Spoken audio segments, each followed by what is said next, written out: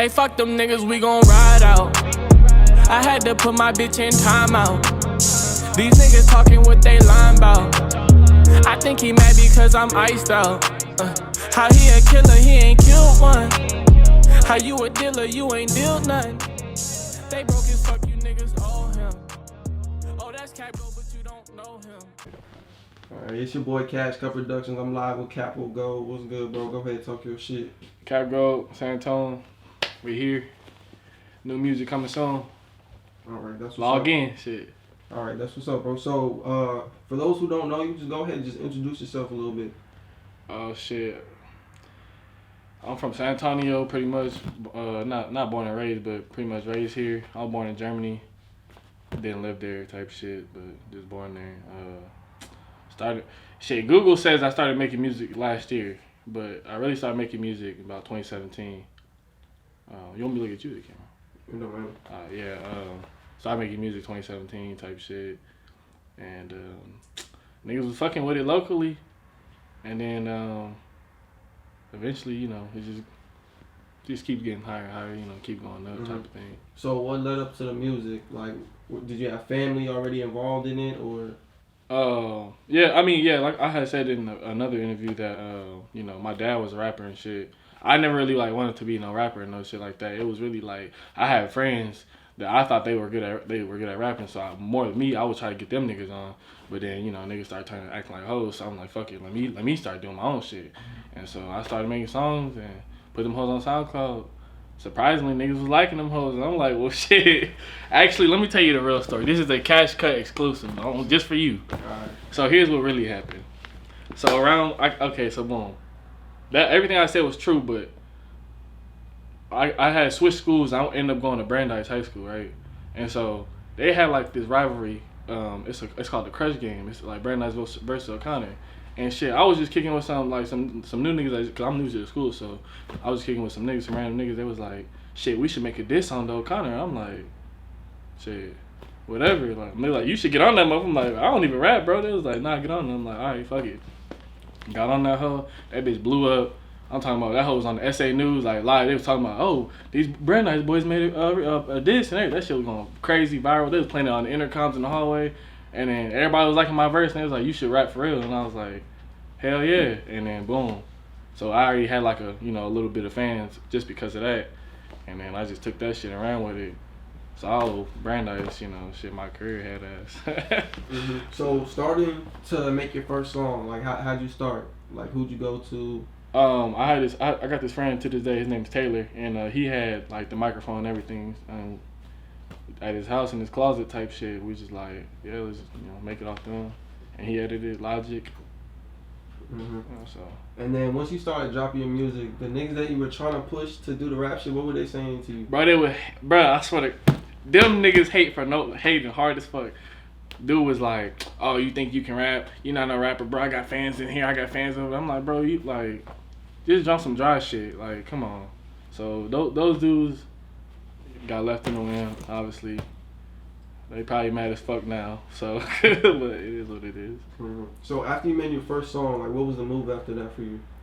So the first song that I guess the first really like song that was like, okay, boom, let's start taking it serious was Designer. I made that song and it did like 6,000 views in a week, and at the time 6,000, I'm like, okay, it's lit. Like, so that whole did 6,000, and I don't know, I kind of feel like I was just by myself trying to just figure things out, trying to, okay, should I put it on SoundCloud only and just tell niggas to retweet my shit, and I was doing that kind of thing, but then I realized it gotta like to broaden my audience, I had to get that shit on Apple Music, and at the time niggas ain't know how to do that. I was like one of the only niggas really putting this shit on Apple Music, Spotify, Tidal, everywhere. My shit was going, so that was a help. So I was just doing that, just trying to tell people, hey, go retweet my pinned tweet. That shit was working. Niggas don't know, you got to come to the consumer. And I went to them people I thought kind of like me, some followers on Twitter, be like, hey, y'all should retweet this shit, and they was retweeting. So each song I put out, 100 retweets, 100 likes, and eventually niggas gonna see, oh, he getting constantly 100 likes, 100 retweets. Who the fuck is this? And that's what happened. So and I don't ask niggas to do that shit no more. I don't got to. So yeah, that was really the move. Just Twitter, straight Twitter. I wasn't on Instagram like that. Yeah, it seems like you're real big on promotion because I seen the views. You know, you got your shit on World Star and shit like that. Like, what was your plans with that as far as promotion, other than the Twitter shit? So this is this is pre before I got signed was the Twitter shit. After I got signed, I didn't do no more Twitter shit. So like once I got signed to Baby Grand, they take care of the promotion and it's boom, Snapchat, fucking Twitter, Instagram ads everywhere. Like you can't. My Snapchat impressions, I had 100,000 impressions. You can't see like niggas in Texas. Shit. Y'all might have seen that motherfucker unconsciously. Like I done had so many people. Hey, bro, I seen you on Snapchat just scrolling through some stories and you see CAPGOLD Baby Grand world premiere. You know, blah blah blah, all in, ride out. So that shit was going crazy. Then Instagram ads, you scrolling down your shit or you swiping the story, CAPGOLD right in your face. You can't miss it. So like we was just pushing, you know, straight ads. You know, after I got signed, but before I got signed, more so I was just like parties and you know high school. Like I feel like it's harder to, you know, put your music and get your music bigger when you're not in school because when you're in school, there's hella you know, you see 1,000 niggas a day. So school was the biggest thing for me. That was the best way to get pushed. Them little kids, bro, when you were senior high school, them freshmen and sophomores, them niggas love the older niggas. They gonna be like, oh, he's the nigga to follow type shit. And I was the jiggy nigga at school, so everybody like, oh, that's cat, you know, we gonna fuck with it. So I go to the parties and shit, show my face. Shit like little petty shit like that, and you know just really Twitter. That was it from the like in the beginning. It was Twitter, and yeah, Twitter for sure. What led up to getting signed? So boom, bro. Like it's a motherfucking blessing from the higher up for real. No bullshit, cause like you know they say it's cliche as fuck, but you know they say the darkest night comes for the brightest morning. So around 2018, bro, my freshman year in college, I ain't staying in the dorm rooms. I stayed with my brother because he had an apartment, so I was just with that nigga. But shit, I dropped out because I was like, man, fuck school. I was already trying to be a rapper. I didn't want to go there no way. So I went to college up there in Abilene. Dropped out, nigga broke as fuck, depressed, sad and shit. Sleeping on the couch, no bed. I was in the living room with that shit, cause that shit was just like, it was all fucked up. And then, lo and behold, you check that email. What's up? We trying to sign you. What's up? Like, get on the phone. Called from New York. We started talking. He said, you know, the owner was like, you remind me of Wiz and shit like that. We could do this, we could do that. You know, sell you a dream type shit. But it wasn't a dream. Nigga sold me reality, real shit. So, like, you know, that's really how it happened. They hit me up. Got the call. We talked about it. Now, at the time, I'm like, damn, these niggas ain't finna sign me. This shit, like, you don't believe it because, like, literally the day before, I'm fucked up, sad as shit, like, going through it type shit. And then the next day, it's like a nigga's trying to sign you. You don't know what you thinking. Like, oh, I'm finna get 100 mil. Like, you don't know what the fuck they talking about. So I'm just like, damn, this shit crazy. Like, I'm finna make it.